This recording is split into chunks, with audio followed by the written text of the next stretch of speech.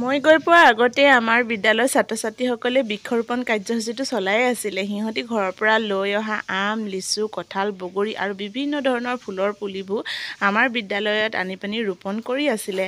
আৰু এয়া চাওকচোন, ইমান ধুনীয়া ধুনীয়া পুলি লৈ আহিছে বিদ্যালয়খনলৈ। সুপ্ৰভাত বন্ধুসকল, আপোনালোকক সুপ্ৰভাত জনাবলৈ পাহৰিছিলে। আজি যিহেতু 5 জুন বিশ্ব পৰিৱেশ দিৱস, সকলোৱে জানে আমি আমাৰ পৃথিৱীখন ধুনীয়া কৰি ৰখাৰ দায়িত্ব আমাৰ হাততেই আছে। সেয়েহে আমাৰ বিদ্যালয়তো আমাৰ ছাত্ৰ ছাত্ৰীসকলে আজি কি ধৰণে বৃক্ষৰোপণ কাৰ্যসূচীটো চলাই লৈ গৈছে আৰু কোনে কি লৈ আহিছে পুলি সকলোৱে দেখাইছে আৰু ৰুই আছে। আপোনালোকক অকণমান তাকে দেখাই দিওঁ বুলি ভিডিঅ' কৰি ৰাখিলোঁ।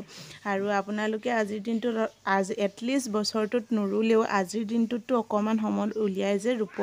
আমিও ট্ৰাই কৰিছোঁ, ঘৰতো ৰুইছোঁ, বিদ্যালয়তো ৰুবলৈ চেষ্টা কৰিছোঁ।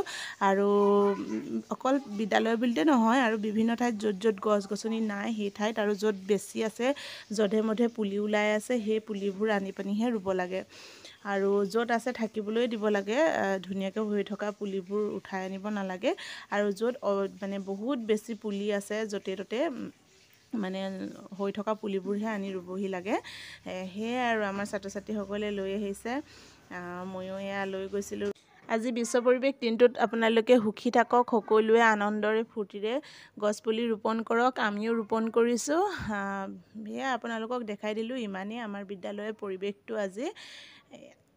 ধন্যবাদ ভিডিঅ'টো একেবাৰে শেষলৈকে আপোনালোকে চোৱাৰ বাবে। আৰু নতুন অহাসকলে মোৰ চেনেলটো লাইক শ্বেয়াৰ কৰি দিব। যদি ভাল লাগিছে এনেধৰণৰ ভিডিঅ'বিলাক আপোনালোকলৈ আগবঢ়াই দিম ভৱিষ্যতে।